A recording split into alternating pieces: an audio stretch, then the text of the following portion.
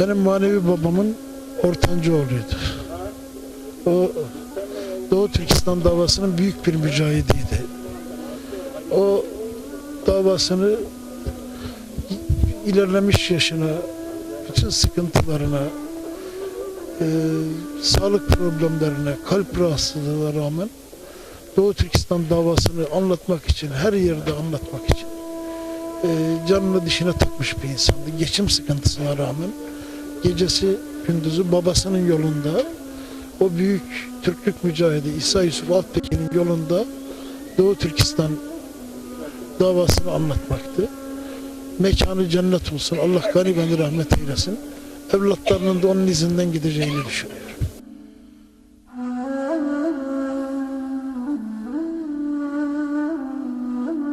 Merhum İsa Yusuf Alptekin'in oğlu olarak biliyorum ve Doğu Türkistan davasının Yılmaz savunucusu. Merhum İsa Yusuf Alptekin beyefendi ile birlikte Doğu Türkistan'ı tanıdık ve onun davasını tanıdık.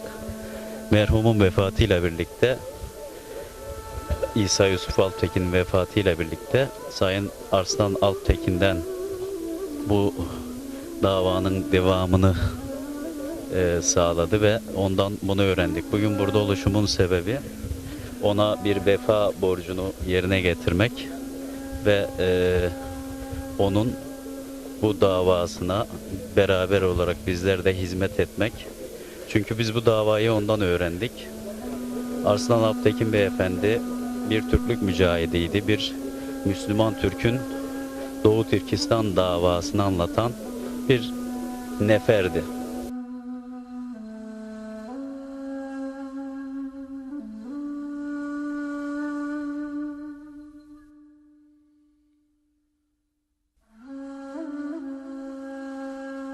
Son anına kadar 71 yıllık ömrünü son nefesi öncesinde Cuma günü ameliyata girmeden önce akşam telefonda görüştük. Yine Doğu Türkistan davası için ne yapabiliriz, ne edebiliriz, nasıl projeleri hayata geçirebiliriz? Bunun derdiyle dertlenen bir insandı. Çok üzgünüz, ben hala inanamıyorum. Bir insan düşünün ki etrafında kendisine kötülük yapan, kendisinin kötülüğünü isteyen insanlara dahi kötü bir kelam kullanmayan bir insan. 8 yaşında çıkmış olduğu Doğu Türkistan'dan, o çıkış sırasında Himalaya dağlarında ayakları kangren olduğu için sol ayak parmakları kesilen Arslan Alptekin, en büyük hayali Doğu Türkistan'a tekrar gidebilmekti. Doğu Türkistan'ın bağımsızlığını görebilmekti. Ve Doğu Türkistan'la ilgili bir birlikte hareket etmeyi başarabilmekti. Uzun yıllar ara vermişti. Üzüldüğü bazı olaylar vardı. Ama tanıştıktan sonra tekrar bir harekete geçen, tekrar insanlara Doğu Türkistan davasını anlatmak isteyen, bunun için sağlık sebeplerine rağmen davet edilen birçok Türkiye'de ile giden, Manisa'ya bizim yanımıza gelip orada konferans veren, Sakarya'ya giden, Afyon'a giden, davet edildiğinde sağlık problemleri olsa dahi bu davayı merhum İsa Yusuf Alptekin'in dediği gibi kutuplarda bir kişi dahi olmuş olsa Doğu Türkistan davasını anlatın dediğinde benim vasiyetim demişti o büyük insan. Ona uygun bir şekilde hareket edip kalp rahatsızlığına rağmen, tansiyonuna rağmen, nefes darlığına rağmen gidip bu hizmeti yerine getiren bir insandı.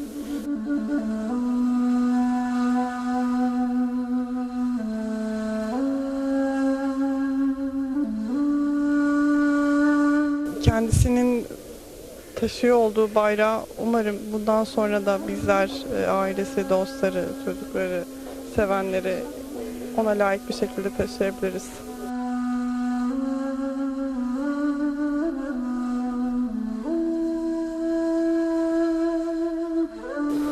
Arslan Alptekin 70 yaşına gelmesine rağmen ta son anına kadar Doğu Türkistan mücadelesi için elinden gelen her şeyi yapmış bir insandır. Doğu Türkistan Gençlik ve Kültür Derneği'nin onursal başkanıydı. Bizim derneğimizin kuruluş aşamasından ta ki şu günkü yapılan işlerimize kadar devamlı arkamızdaydı. Allah'tan rahmet diliyoruz. Kendisini Türk dünyası çok arayacaktır. Doğu Türkistanların, Türk milletinin başı sağ olsun.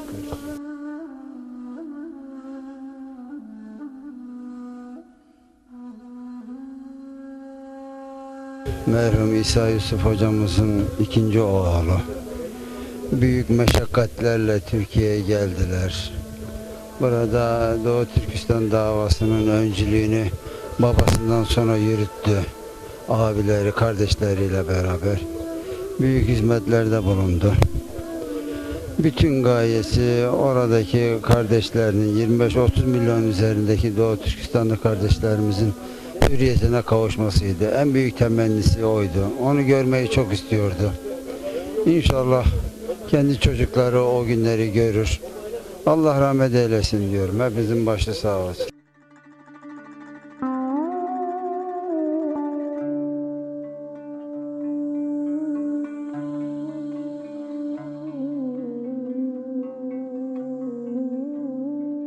En çok istediği şey İsa Yusuf Aktekin Vakfı'nı kurmak. Bir yurt açıp memleketten gelen öğrencileri orada toplayıp orada yetiştirmek istiyordu. Bunu yapamadı. İnşallah biz yapacağız onu. O hemşerilerin hiçbirinin Kur'an yolundan ayrılmamasını istiyordu. En büyük isteği.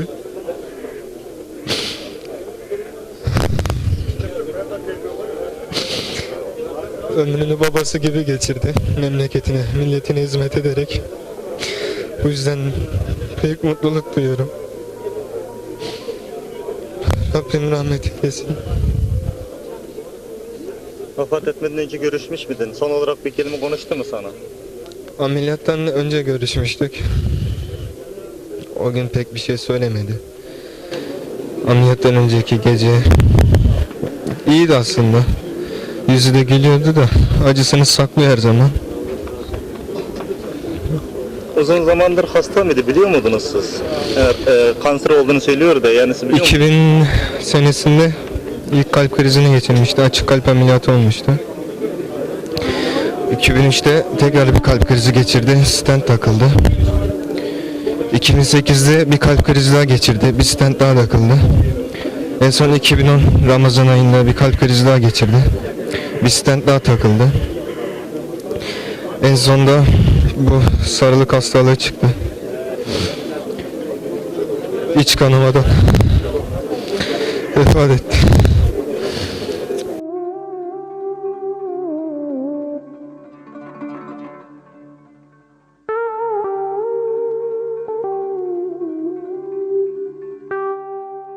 Ben 1982'de Türkiye'ye geldim. Geldiğimden günden beri babası İsa Yusuf Alptekin, oğlu Arslan Alptekin'le bugüne kadar dava arkadaşı olarak beraber dağ taş demeden beraber hizmet işleyip geldik ve çok milletine, vatanına ve hürriyetine düşkün, vatan davasının önderlerinden biriydi.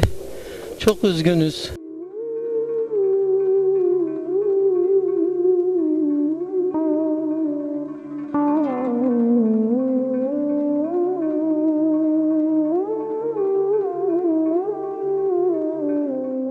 Daha çok rahmetli İsa Yusuf Alptekin'i tanırdım. Bizim gençlik yıllarımızda Doğu Türkistan dendiği zaman ilk akla gelen isimdi. İsa Bey, Allah rahmet eylesin. Onun oğludur şey olarak. Acı bir kayıp.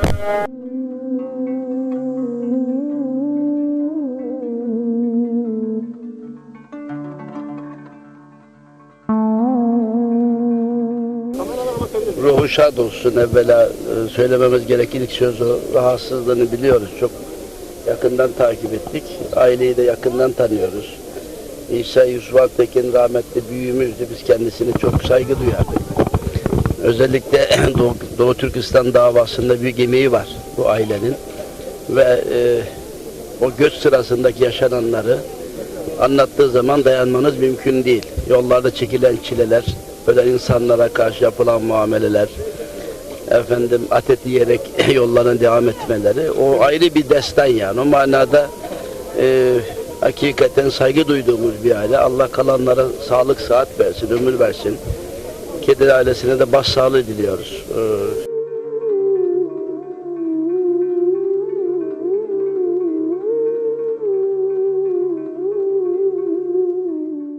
Şimdi ben 1968'de üniversiteye girmek üzere İstanbul'a geldim. O tarihte rahmetli İsa Yusuf Alptekin, yani Aslan Bey'in babasıyla da tanışma imkanım oldu. İsa Yusuf Alptekin bildiğiniz gibi Doğu Türkistan meselesinin dış dünyadaki önderiydi. Dolayısıyla biz ondan tabii hem bu davayla ilgili yapılan çalışmalarını takip eder idik, hem mümkün oldukça o çevresinde bulunmak için çaba gösterir idik. O yıllarda ben İsa Bey'in oğullarıyla da tanışma imkanım oldu. Aslan'la da tanışıklığımız demek ki 68-69 olarak alırsak 30 yılı aşkın bir tanışıklığımız var. Zaman zaman çeşitli şekillerde, toplantılarda vesairelerde bir araya gelme imkanımız oldu. Aslan da babasının yolunu takip etti. Babasının yaptığı çalışmalara benzer çalışmaları sürdürmeye çalıştı. Son dönemde işte hastalığı nedeniyle tekrar bir araya geldik. Çok menhus bir hastalık, kötü bir hastalık ve ağır bir şey içerisindeydi. Dolayısıyla yani son günlerinde de birlikte olduk böylece.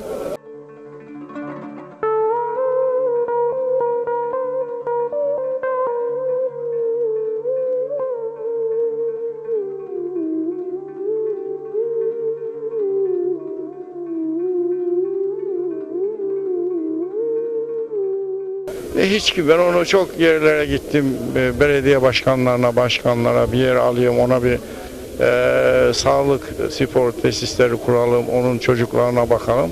Kimse ilgilenmedi. Allah razı olsun, Balkan Pazarı'nın sahibi idim ben. Benden sonra Nihat Ergöz, Ulubatlı otogarajının sahibi biraz ilgilendi ama Aslan abi onurlu bir insandı. Bir devlet başkanının oğluna yakışır bir onur taşıyordu. Onun için kimseye eğilemiyordu. En son oğlunun giydiklerini ben ağlayarak gördüm.